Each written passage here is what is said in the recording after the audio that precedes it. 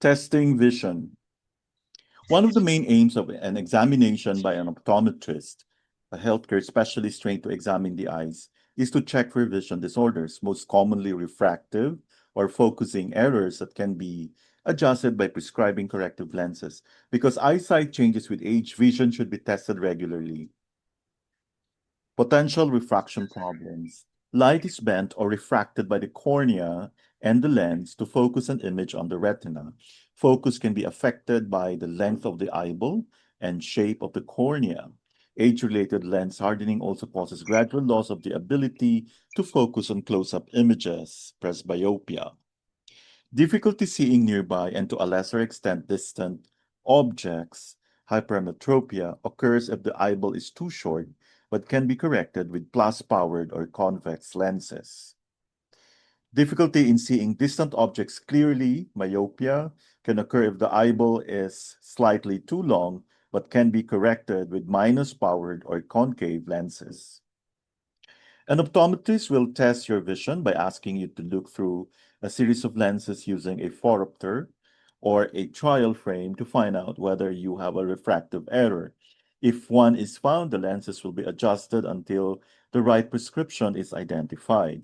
Distance refraction is always assessed first, then if extra lens power is needed for close work, this can be added to your prescription. To test visual acuity, you may be asked to read lines of letters of gradually decreasing size on a screen or chart named after the Dutch ophthalmologist who designed it. Each eye will be assessed separately. A number of websites now offer rudimentary online eye tests. Depending on the site, there is a range of options from visual acuity and contrast and color vision tests to assessment of the curvature of the cornea, astigmatism, and even field of vision. They are as useful as they can indicate whether your sight is changed, but should not be conducted as a substitute for a checkup with an optometrist, as this will include a comprehensive eye health examination. Eat a healthy diet, quit smoking, wear sunglasses, and use goggles. A phoropter is a device used instead of a trial frame, which holds different lenses that can be dropped in front of each eye. Some units are controlled manually, others via a computer. It is a myth that wearing reading glasses for presbyopia weakens the eye muscles. Thank you for your attention.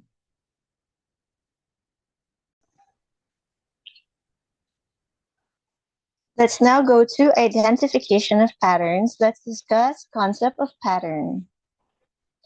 Identification of patterns, Yanzheng in Chinese, indicates the process of identifying the basic disharmony that underlies all clinical manifestations. This is the essence of Chinese medical diagnosis and pathology. Identifying a pattern involves discerning the underlying pattern of disharmony by considering the picture formed by all symptoms and signs. Rather than analyzing symptoms and signs one by one in trying to find a cause for them, a Western medicine does, Chinese medicine forms an overall picture taking all symptoms and signs into consideration to identify the underlying disharmony. The identification of patterns indicates the process of identifying the basic disharmony underlying the patient's clinical manifestations. Chinese medicine does not look for causes but patterns. In this respect, Chinese medicine does not look primarily for causes but patterns. Thus, when we say that a certain patient presents the pattern of deficient kidney yin, this is not the cause of the disease, which has to be looked for in the person's life, but the disharmony underlying the disease or the way the condition presents itself. Of course, in other respects, after identifying the pattern, Chinese medicine does go a step further in trying to identify a cause for the disharmony. The concept of pattern, therefore, the pattern, also called syndrome, is a picture formed by the clinical manifestations of the patient which point to the character, the site, and the pathology of the condition. The art of the identification of pattern lies in seeing the picture formed by the clinical manifestations of the patient. Here we can see the pattern of Chinese medicine or damp feet. For example, if a patient complains of poor appetite, loose stools, tiredness, weak voice, propensity to catching colds, and dislike to speak, we can identify here two patterns. The first manifesting the first three symptoms in spleen qi deficiency and the other lung qi deficiency. By defining the patterns as such, we are identifying the pathology, qi deficiency, and the site of the disease, the lung, the spleen, and the lungs. Thank you for your attention.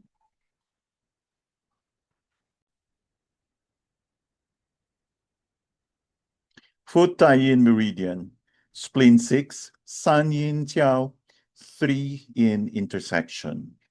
Located on the medial side of the leg on the posterior border of the tibia, 3 tune proximal to the prominence of the medial malleolus. Can stimulate labor, avoiding pregnancy until time of parturition. Spleen 6 is the meeting point of the 3 in meridians of the leg, spleen, liver, kidney. One of the 9 needles for returning yang. Spleen 6 as the crossing point of spleen, liver, and kidney has a harmonizing and regulating effect. Its in focus will help root, calm, and steady body, mind, and spirit when there has been agitation or weakness. It calms the spirit when the person is overwrought or in despair, feeling too burdened to cope. It is used for insomnia from blood or yin deficiency, particularly spleen and heart deficiency, when the spleen fails to make enough blood in which the shan can reside, causing it to float at night, resulting in insomnia. The association with the kidney also helps the Jing-Shan kidney-heart axis stay well connected. The spleen acts as a pivot between the heart and kidneys. This access to so much yin influence helps support the memory and strength of thought. It helps the spleen stay flexible and adapt to change without losing its purpose, getting lost in rumination, or scattered by rushing or overthinking. Earth is prone to oppression and worry. The nourishing effect of spleen 6 can help smooth out any knottedness and support the spirit. Strengthens the spleen and can be used in all spleen deficiency situations. Poor appetite, loose stools, tiredness, or worry. In combination with stomach 36, it strongly tonifies the middle tiao. Tonifies qi and blood to relieve chronic tiredness. Spleen 6 has broad treatment implications as it affects the 3 in meridians of the leg. Clears damp, a major point for this, whether with heat or cold, particularly if the lower tiao is involved. Mucus in the stools, cloudy urine, itching of the genitals. Spleen 6 has a specific action on urinary function when associated with dampness in the lower tiao. It smooths out obstructions and relieves pain when there is cloudy urine or retention of urine or difficult urination. Spleen 6 also affects kidney and liver meridians, particularly good for enabling the smooth calm flow of liver qi when this is stagnant, painful periods of abdominal pain and irritability. It is this relationship with liver qi combined with its ability to eliminate damp and tonify the spleen that enables spleen 6 to stop pain, especially in the lower tiao. Regulates the uterus and menstruation, so useful in all related conditions, including irregular periods. Helpful in inducing labor, therefore used with caution during late pregnancy. Linking with the kidney meridian, spleen 6 tonifies the kidney, particularly kidney yin, so can be used for tinnitus, night sweats, feeling of heat, dry mouth. The 3 in meridians of the leg connect with Ren and Chong Mai in the lower tiao, further enhancing spleen 6's ability to influence the blood and nourish blood and yin. Remove stasis of blood, especially in relation to the uterus, and so moves blood in the lower tiao. Being yin, it also cools the blood and can be used to clear blood heat. Indications of spleen 6: agitation, worry, insomnia, chronic tiredness, inability to concentrate, pain, masses, and distension of the lower tiao, freeze, urinary flow, digestive and abdominal symptoms, loss of appetite, damp, imbalances where damp is a factor, dysmenorrhea with clotted blood, bleeding in the stools.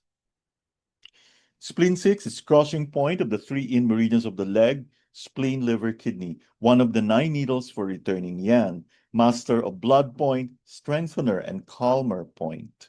This powerful point treats the three in meridians simultaneously for female or male disorders involving the genitalia, particularly itching, for excessive discharges and most menstrual disorders. Consider for poor appetite, worry, insomnia, or fear, as it can have a profound effect on calming the BMS. For very deep depressions where a person is desperate, wants to run away, wants to throw up job, family, or food, influences the blood and urinary function, helps with irritability as it smooths liver energy, can induce labor as it affects the uterus, so forbidden during pregnancy. Remember, we are influencing three meridians with this point, so we need to ensure that all three have a similar amount of energy in them before tonifying or calming. Evidence-based applications. The 4 points, LI11, spleen 10, spleen 6, and stomach 36, treat urticaria. Acupuncture at spleen 6 produces strong vasoconstriction in the ipsilateral leg and a slight vasoconstriction in the contralateral leg with no change in the arms. Stimulation of stomach 36 produces superficial vasoconstriction in the skin of both legs but no change in the arms. Stimulation of PC6 or LI11 caused ipsilateral vasoconstriction in the arms only. This information suggests a topographical representation in the neural segments responsible for the change in sympathetic activity. Acupuncture at bladder 15, 23, 32, GV20, heart 7, PC6, liver 3, spleen 6, and 9 significantly improved postmenopausal hot flashes and sweating episodes. Electroacupuncture at CB4, JV20, spleen 6, kidney 3, and heart 7 may have afforded a modulating positive effect on psychogenic and non-psychogenic erectile dysfunction. It improved the quality of erection and restored sexual activity in 39% of patients. Needling, GB34, stomach 36, spleen 6, and bladder 67 may help decrease the need for labor induction and cesarean section. Acupuncture at spleen 6 and LI4 was shown to increase cervical dilatation without causing changes in human chorionic gonadotropin, or HCG. Acupuncture at spleen 6 provided an immediate and effective means of pain and anxiety reduction in adolescent girls with primary dysmenorrhea. Following a series of acupuncture treatments, men with poor quality sperm experienced a significant increase in fertility index. Following improvements in the parameters of total functional sperm fraction, percent viability, total motile spermatozoa per ejaculate, and integrity of the axonema. 12 acupuncture points from the following group were selected according to patient presentation. Lung 7, LI4, 11, stomach 30, 36, spleen 6, 9, 10, heart 7, bladder 20, 23, 33, kidney 6, 7, PC6, liver 5, 8, CB1, 2, 4, 6, and GV4. Acupuncture at CB4, bladder 23, 32, liver 3, kidney 3, stomach 29, 36, spleen 10, 6, and GV20 resulted in improvement in sperm quality, specifically in the ultrastructural integrity of spermatozoa. Needling and mild moxibustion delivered to bladder 23, 25, 54, CV3, 4, 6, spleen 6, and stomach 28 effectively resolved chronic prostatitis. Thank you for your attention.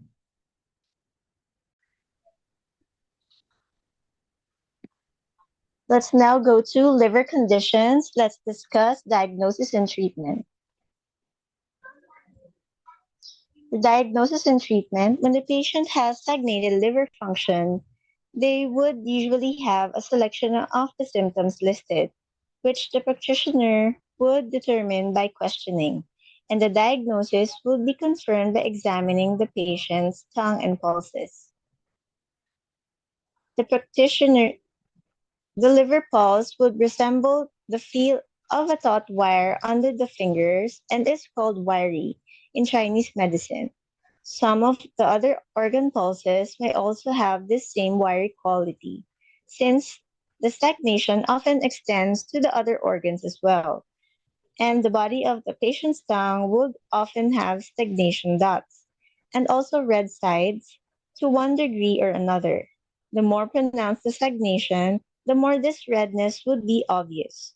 In tongue diagnosis, the left side of the tongue relates to the liver and the right to the gallbladder. The facial color and tone of voice.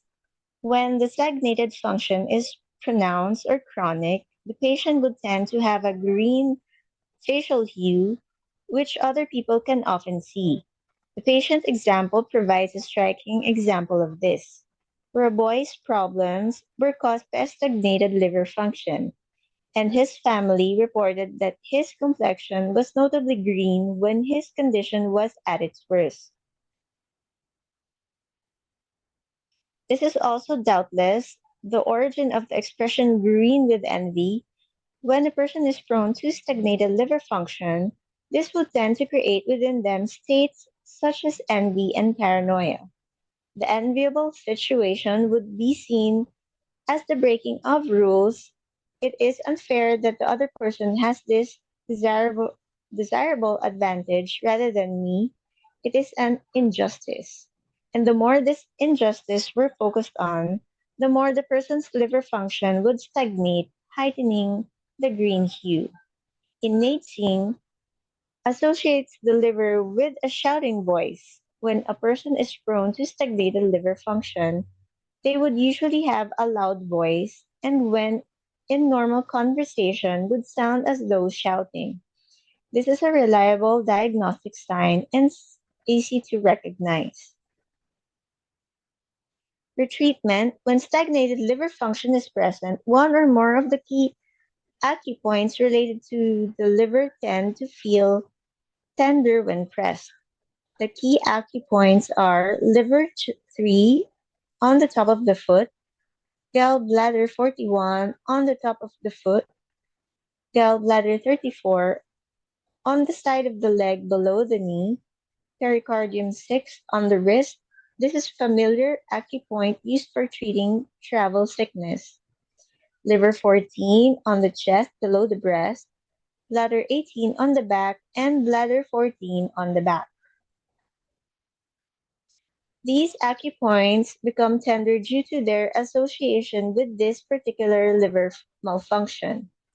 When one of these acupoints is stimulated, this encourages the organ to cancel out the malfunction in itself that caused the tenderness at the acupoint, and the organ returns to normal function. The effect is often instant or could sometimes take a few minutes.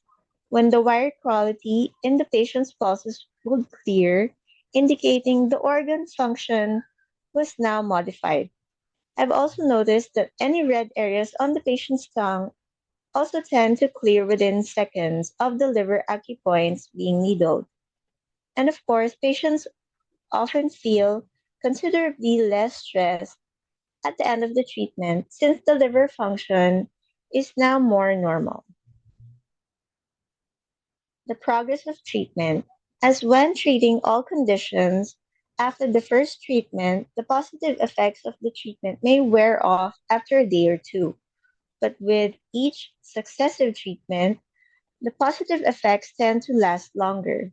This phenomenon is partly due to resistive factors in the patient's lifestyle.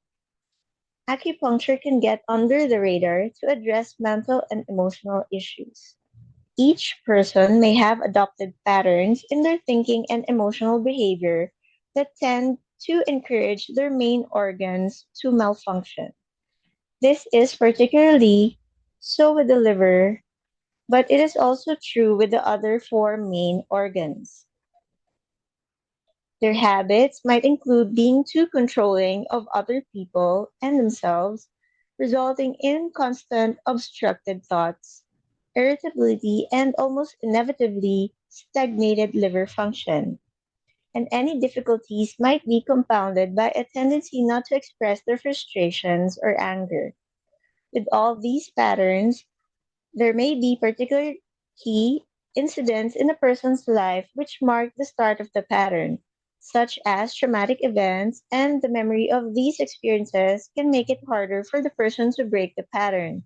Ordinarily, mental and emotional patterns of these types would need to be changed in order for the patient's organs to return to functioning normally and for their symptoms to thus clear, since if these mental and emotional patterns remain the same after every acupuncture treatment, the organs would soon readopt the same malfunction. The process of us gradually changing such habits is normally a long and slow one, and with some people it may be beyond them. But acupuncture seems to get under the radar of our conscious mind and directly regulates the function of our main organs, which in turn tends to encourage us to spontaneously change our mental and emotional habits.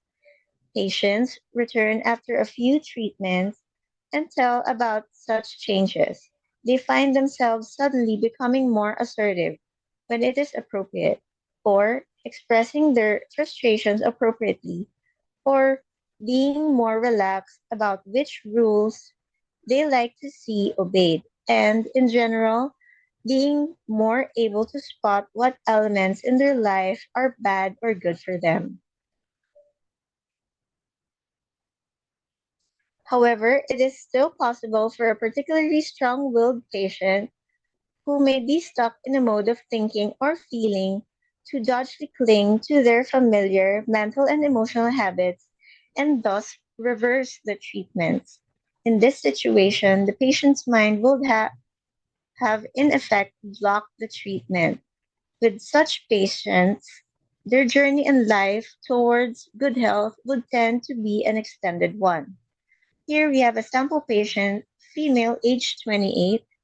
This patient sought treatment for a neck pain. Initially, her symptoms improved, but the pain returned. She continued with treatment, which gave her the clarity and courage to resolve a relationship problem, and her neck pain was then able to clear. Thank you for your attention.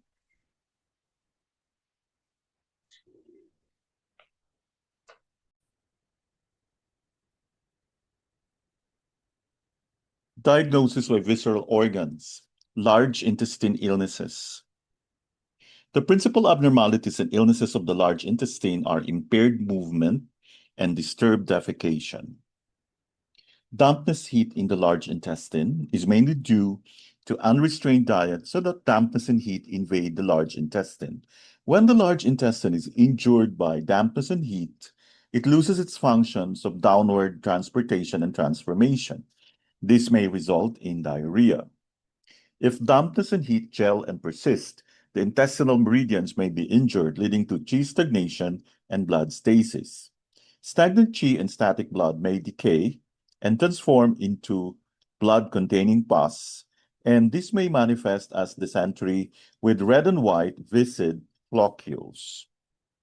The main symptoms include abdominal pain with abrupt diarrhea that is yellow and foul smelling. An alternate pattern includes dysentery with red and white viscid flocules, tenesmus, and a burning sensation in the anus. In both patterns, there are in addition dark oliguria, fever, and thirst. The tongue is red with yellow greasy coating. The pulse is rapid. Fluid deficiency in large intestine. Loss of large intestine fluids is most often due to deficiency of in blood in old age. Heat illnesses consuming fluids or massive blood loss in childbirth with injury to in blood. Loss of the fluids causes the large intestine to lose its nourishment, impairing its downward transportation function and causing constipation. The characteristic symptom is constipation that requires much straining and defecation that comes only once in several days. Typically, in addition, there are dry mouth, halitosis, and dizziness. The tongue is red with little moisture, the coating is yellow and dry, and the pulse is thread-like and rapid. Chronic diarrhea in large intestine insufficiency. This is a condition of deficiency of yang qi of the large intestine so that it fails its solidifying and astringing function. Because of prolonged diarrhea or dysentery, which injures spleen and kidney yang qi, the large intestine loses its ability to solidify and astringe. As a result, the clear qi sinks and intractable diarrhea ensues. The main symptoms are intractable diarrhea and fecal incontinence. In severe cases, there may be rectal prolapse and dull abdominal pain, with preference for pressure and warmth. The tongue is pale with white smooth coating. The pulse is deep and feeble. Thank you for your attention.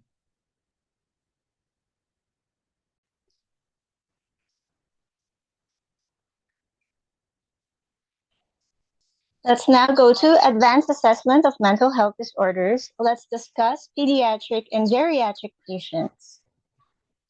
When performing mental status assessment, focus the data collection to the developmentally appropriate. Adults and older adolescents are capable of participating in an interview with open-ended questions, but young children may be anxious and not have the language capabilities to answer many questions in a useful manner.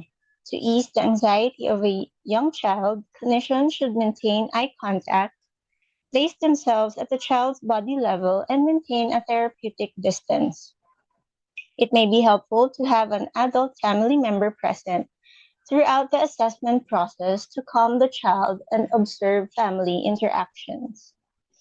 Young children are often not adept at identifying and verbalizing their feelings. Using a feelings of chart or poster can help children pinpoint their feelings. Also, allowing children to draw, color, or use figures to describe family interactions or roles is a technique that can improve assessment results.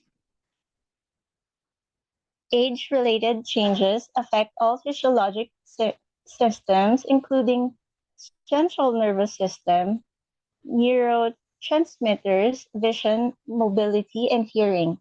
Reduced hearing, for example, can be a barrier to obtaining accurate mental status information.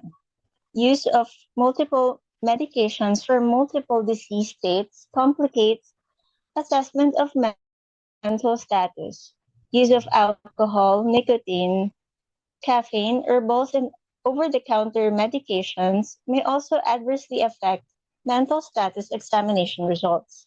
Older patients may lack knowledge of what the clinician is asking and feeling embarrassed to ask questions about their non-understanding.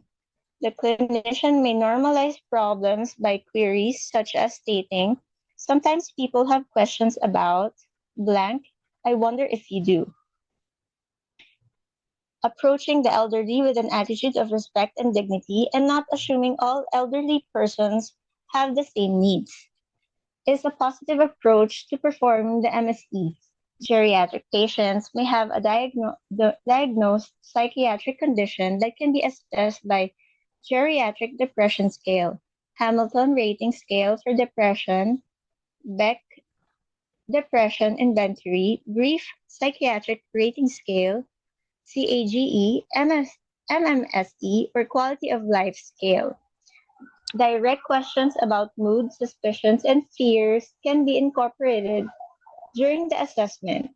The initial examination may also point to the need of referral to a social worker, clergy, or other mental health professionals. Always ask if any change in mental function, such as cognition, thinking, and memory, was sudden or gradual, and then assess if the patient may also be depressed.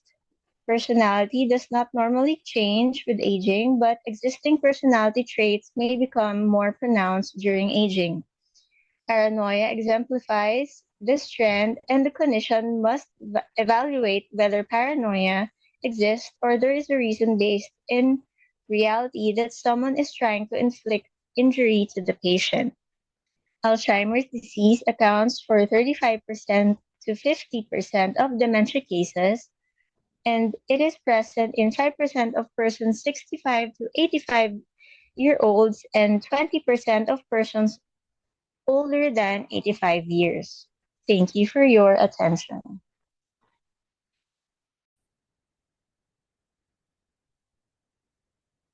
Acupuncture for emergencies, gout. Emergency acupuncture may provide relief for gout symptoms, particularly during acute flare-ups. Gout is primarily caused by elevated levels of uric acid in the blood, leading to the formation of urate crystals in joints. Several factors contribute to this condition. High intake of purine-rich foods, for example, red meat, shellfish, organ meats. Consumption of sugary beverages and alcohol, particularly beer. Kidney dysfunction, which impairs uric acid excretion, conditions like hypertension, diabetes, metabolic syndrome.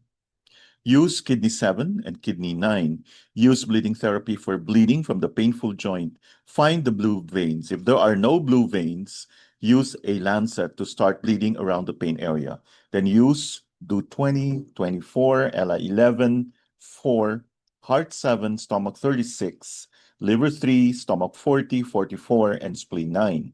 The acupuncture is performed once a day. 5 sessions are one healing period. Use bleeding therapy as above, and then use spleen 2, type I, stomach 44, 43, spleen 6, GB 34. Retain the needles for 30 minutes. Use triple-edged needle acupuncture on the Bafeng and Basi points. Press out a little blood or slightly yellow liquid. Note for all the pain syndromes on the muscles and tendons. Acute pain means the pain occurred within 48 hours. The acupuncture treatments listed here can be combined, but do not use more than 2 treatments at the same time. The acupuncture can be combined with moxibustion or with bleeding therapy. With the needle in the points, ask the person to move the painful part of the body if the movement does not increase the pain. Choose the acupuncture on the opposite side of the pain spot first. For example, if the pain is on the right shoulder, choose the acupuncture points on the left leg first, and then acupuncture points on the right shoulder or right arm. If the typical treatments listed above do not work, the next step is to choose the equal spots on the opposite side of the body. For example, if the pain is on the right shoulder, choose the left shoulder. It's better to press the left shoulder to find a tender spot and stab the needle on that spot, which may or may not be an acupuncture point. The location of the acupuncture point listed above is a reference location. You'll need to find the tender spot on and around the indicated point, which is called the active acupuncture point. If the acupuncture needle is not available, the points can be stimulated with finger pressure or with an electric machine, such as the Haihua acupuncture machine, which puts a probe onto the skin. There are many brands of such machines on the market. If the pain has been there for a long time, but this time is worse, and several types of treatment have been tried but did not work well, see if there are sticky fibers or tendons that need to be loosened with a small knife needle. For acupuncture with needles, basically the needles can be connected with an electric acupuncture machine to stimulate the acupuncture points with electricity. The intensity is adjusted until the needle is slightly shaking. The stimulation should remain for 20 to 30 minutes. Thank you for your attention.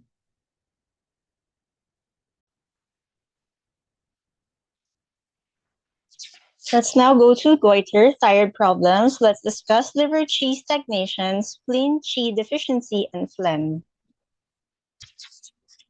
The clinical manifestations are large, soft goiter, depression, irritability, feeling of oppression of the chest, and hypochondrium, difficulty in swallowing, feeling of a lump in the throat, loose stools, tiredness, desire to lie down, poor digestion, irregular periods, and premenstrual tension.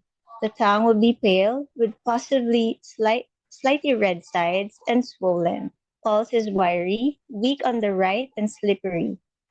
The treatment principles: soothe the liver, move qi, tonify spleen qi, resolve phlegm, and soften masses. For distal points, we use triple burner 6, gallbladder 34, liver 3, pericardium 6, ren 12, bladder 20, stomach 36. Even method on all points except REN 12 and bladder 20, which should be needled with reinforcing method. For local points, we use REN 12, stomach 9, and spleen 10, also even method. We also use triple burner 6, gallbladder 34, liver 3, pericardium 6 to move liver chi. REN 12, bladder 20, and stomach 36 to tonify the spleen and resolve can. Thank you for your attention.